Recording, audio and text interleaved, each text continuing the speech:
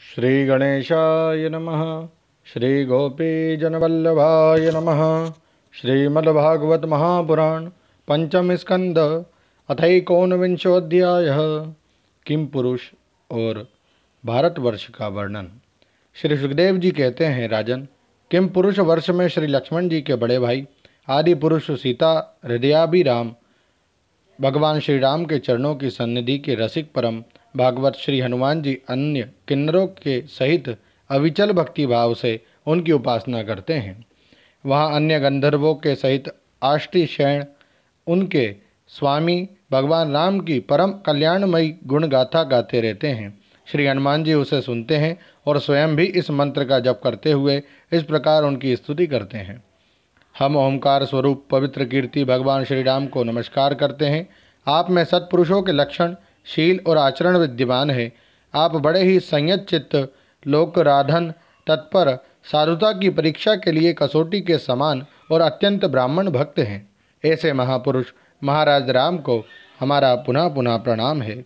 भगवान, आप विशुद्ध बोध स्वरूप अद्वितीय अपने स्वरूप के प्रकाश से गुणों के कार्य रूप जागृदादि संपूर्ण अवस्थाओं का निराश करने वाले सर्वांतर्यात्मा परम शांत शुद्ध बुद्धि से ग्रहण किए जाने योग्य नाम रूप से रहित और अहंकार शून्य हैं। मैं आपकी शरण में हूँ। प्रभु, आपका मनुष्य अवतार केवल राक्षसों के वध के लिए ही नहीं है। इसका मुख्य उद्देश्य तो मनुष्यों को शिक्षा देना है। अन्यथा अपने स्वरूप में ही रमण करने वाले साक्षात जगदात्मा जगदीश्वर को सीता जी के वियोग में इतना दुख कैसे हो सकता था। आप धीर पुरुषों के आत्मा। यहाँ शंका होती है कि भगवान तो सभी के आत्मा हैं, फिर यहाँ उन्हें आत्मवान धीर पुरुषों के ही आत्मा क्यों बताया गया है। इसका कारण यही है कि सबके आत्मा होते हुए भी उन्हें केवल आत्मज्ञानी पुरुष ही अपने आत्मा रूप से अनुभव करते हैं, अन्य पुरुष नहीं। श्रुति में जहाँ कहीं आत्म साक्षात्कार की बात आई है, वही आत्मवेत्ता के लिए धीर शब्द का प्रयोग किया गया है। जैसे कश्चित धीरः प्रत्यगात्मा नमैक्षत इति न शुश्रुम धीराणाम इत्यादि। इसलिए यहाँ भी भगवान को आत्मवान या धीर पुरुष का आत्मा बताया है। तो आप धीर पुरुषों के आत्मा और प्रियतम भगवान वासुदेव हैं। त्रिलोकी की किसी भी वस्तु में आपकी आसक्ति नहीं है। आप ना तो सीता जी के लिए मोह को ही प्राप्त हो सकते हैं और न लक्ष्मण जी का त्याग ही कर सकते हैं। एक बार भगवान श्री राम एकांत में एक देवदूत से बात कर रहे थे। उस समय लक्ष्मण जी पहरे पर थे और भगवान की आज्ञा थी कि यदि इस समय कोई भीतर आवेगा तो वह मेरे हाथ से मारा जाएगा। इतने में ही दुर्वासा मुनि चले आए और उन्होंने लक्ष्मण जी को अपने आने की सूचना देने के लिए भीतर जाने को विवश किया। इससे अपनी प्रतिज्ञा के अनुसार भगवान बड़े असमंजस में पड़ गए। तब वशिष्ठ जी ने कहा कि लक्ष्मण जी के प्राण ना लेकर उन्हें त्याग देना चाहिए, क्योंकि अपने प्रियजन का त्याग मृत्यु दंड के समान ही है। इसी से भगवान ने उन्हें त्याग दिया। आपके यह व्यापार केवल लोक शिक्षा के लिए ही है। लक्ष्मणाग्रज उत्तम कुल में जन्म, सुंदरता, वाक चातुरी, बुद्धि और श्रेष्ठ योनि, इनमें से कोई भी गुण आपकी प्रसन्नता का कारण नहीं हो सकता। ये बात दिखाने के लिए ही आपने इन सब गुणों से रहित हम वनवासी बांदरों से मित्रता की है। देवता, असुर, वानर अथवा मनुष्य कोई भी हो, उसे सब प्रकार से श्री राम रूप आपका ही भजन करना चाहिए, क्योंकि आप नर रूप में साक्षात श्री हरि ही हैं और थोड़े किए को भी बहुत अधिक मानते हैं। आप ऐसे आश्रित वत्सल हैं कि जब स्वयं दिव्य धाम को सिधारे थे तब समस्त उत्तर कौशल वासियों को भी अपने साथ ही ले गए थे। भारतवर्ष में भी भगवान दयावश नर नारायण रूप धारण करके संयमशील पुरुषों पर अनुग्रह करने के लिए अव्यक्त रूप से कल्प के अंत तक तप करते रहते हैं। उनकी यह तपस्या ऐसी है कि जिससे धर्म, ज्ञान, वैराग्य, ऐश्वर्य, शांति और उपरति की उत्तरोत्तर वृद्धि होकर अंत में आत्मस्वरूप की उपलब्धि हो सकती है। वहाँ भगवान नारद जी स्वयं श्री भगवान के ही कहे हुए सांख्य और योग शास्त्र के सहित भगवान महिमा को प्रकट करने वाले 5 रात्र दर्शन का सावर्णी मुनि को उपदेश करने के लिए भारतवर्ष की वर्णाश्रम धर्मावलंबनी प्रजा के सहित अत्यंत भक्तिभाव से भगवान श्री नर नारायण की उपासना करते हैं और इस मंत्र का जप तथा स्तोत्र को गाकर उनकी स्तुति करते हैं। ओमकार स्वरूप अहंकार से रहित निर्धनों के धन शांत स्वभाव ऋषि प्रवर भगवान नर नारायण को नमस्कार है। वे परमहंसों के परम गुरु और आत्मा रामों के अधीश्वर हैं, उन्हें बार बार नमस्कार है। ये गाते हैं, जो विश्व की उत्पत्ति आदि में उनके कर्ता होकर भी कर्तृत्व के अभिमान से नहीं बंधते, शरीर में रहते हुए भी उसके धर्म भूख प्यास आदि के वशीभूत नहीं होते, तथा दृष्टा होने पर भी जिनकी दृष्टि दृश्य के गुण दोषों से दूषित नहीं होती, उन असंग एवं विशुद्ध साक्षी स्वरूप भगवान नर नारायण को नमस्कार है। योगेश्वर हिरण्यगर्भ भगवान ब्रह्मा जी ने योग साधन की सबसे बड़ी कुशलता यही बतलाई है कि मनुष्य अंत काल में देहाभिमान को छोड़कर भक्ति पूर्वक आपके प्राकृत गुण रहित स्वरूप में अपना मन लगावे। लौकिक और पारलौकिक भोगों के लालची मूढ़ पुरुष जैसे पुत्र स्त्री और धन की चिंता करके मौत से डरते हैं, उसी प्रकार यदि विद्वान को भी इस निंदनीय शरीर के छूटने का भय ही बना रहा तो उसका ज्ञान प्राप्ति के लिए किया हुआ सारा प्रयत्न केवल श्रम ही है। अतः अधोक्षज आप हमें अपना स्वाभाविक प्रेम रूप भक्ति योग प्रदान कीजिए, जिससे कि प्रभु इस निंदनीय शरीर में आपकी माया के कारण बद्ध मूल हुई दुर्वेद्य अहमता ममता को हम तुरंत काट डालें।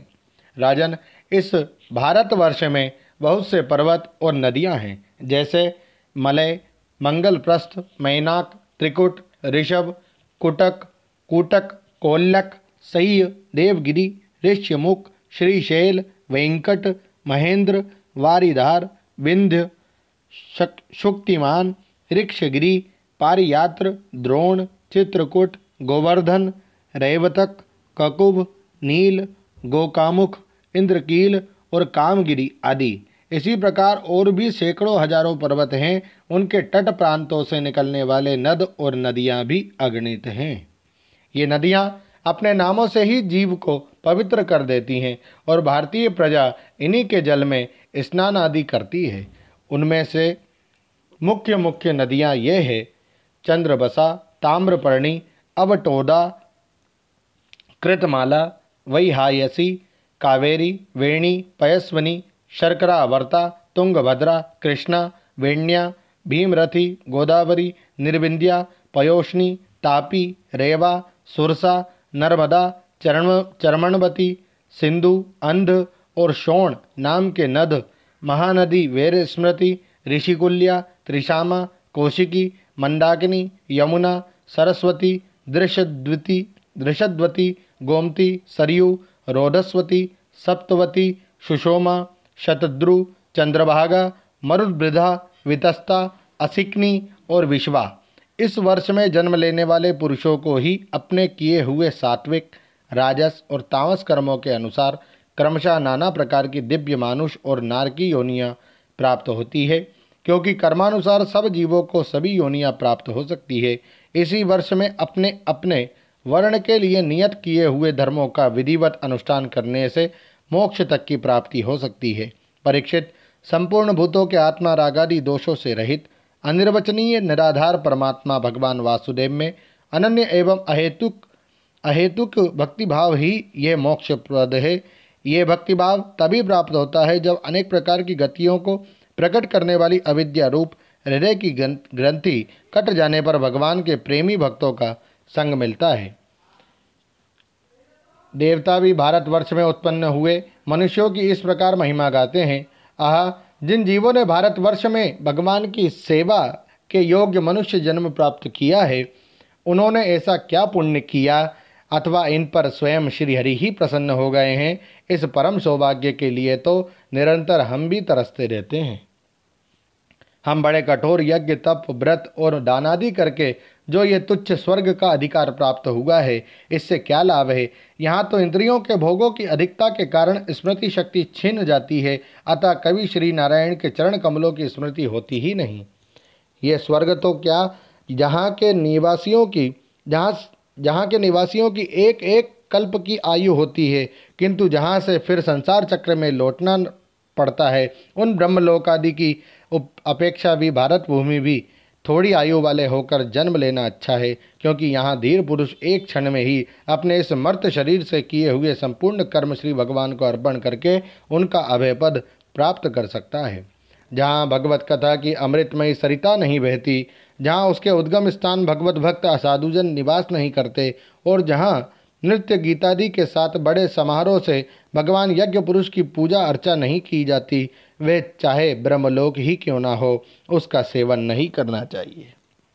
जिन जीवों ने जिस भारतवर्ष में ज्ञान विवेक बुद्धि तरनुकूल कर्म तथा उस कर्म के उपयोगी द्रव्यादि सामग्री से संपन्न मनुष्य जन्म पाया है, वे यदि आवागमन के चक्र से निकलने का प्रयत्न नहीं करते तो व्याध की फांसी से छूटकर भी फलादि के लोभ से उसी वृक्ष पर विहार करने वाले वनवासी पक्षियों के समान फिर बंधन में पड़ जाते हैं। अहो, इन भारतवासियों का कैसा सौभाग्य है जब ये यज्ञ में भिन्न भिन्न देवताओं के उद्देश्य से अलग अलग भाग रखकर विधि मंत्र और द्रव्यादि के साथ द्रव्यादि के योग से श्रद्धापूर्वक उन्हें हवि प्रदान करते हैं। तब इस प्रकार इंद्रादि भिन्न भिन्न नामों से पुकारे जाने पर संपूर्ण कामनाओं के पूर्ण करने वाले स्वयं पूर्ण काम श्री हरि ही प्रसन्न होकर उस हवि को ग्रहण करते हैं। ये ठीक है कि भगवान सकाम पुरुष के मांगने पर उन्हें अभिष्ट पदार्थ देते हैं, किंतु यह भगवान का वास्तविक दान नहीं है, क्योंकि उन वस्तुओं को पा लेने पर भी मनुष्य के मन में पुनः कामनाएं होती ही रहती है। इसके विपरीत जो उनका निष्काम भाव से भजन करते हैं, उन्हें तो वे साक्षात अपने चरण कमल ही दे देते हैं, जो अन्य समस्त इच्छाओं को समाप्त कर देने वाले हैं। अतः अब तक स्वर्ग सुख भोग लेने के बाद हमारे पूर्वकृत यज्ञ प्रवचन और शुभ कर्मों से यदि कुछ भी पुण्य बचा हो, तो उसके प्रभाव से हमें इस भारतवर्ष में भगवान की स्मृति से युक्त मनुष्य जन्म मिले, क्योंकि श्रीहरि अपना भजन करने वाले का सब प्रकार से कल्याण करते हैं। श्री सुखदेव जी कहते हैं, राजन, राजा सगर के पुत्रों ने अपने यज्ञ के घोड़े को ढूंढते हुए इस पृथ्वी को चारों ओर से खोदा था। उससे जम्बूद्वीप के अंतर्गत ही 8 उपद्वीप और बन गए, ऐसा कुछ लोगों का कथन है। वे स्वर्णप्रस्थ, चंद्र शुक्ल, आवर्तन, रमणक, मंदर, हरिण, पांचजन्य, सिंहल और लंका है। भरतश्रेष्ठ, इस प्रकार जैसा मैंने गुरुमुख से सुना था, ठीक वैसा ही तुम्हें यह जम्बूद्वीप के वर्षों का विभाग सुना दिया। ओम नमो भगवते वासुदेवाय। श्रीमद्भागवते महापुराणे पारमहंस्यां संहितायां पंचम स्कंधे जम्बूद्वीप वर्णनम नामैकोनविंशोऽध्यायः। श्रीराधाकृष्णार्पणमस्तु। हरे नमः, हरे नमः, हरे नमः। जय श्री कृष्ण।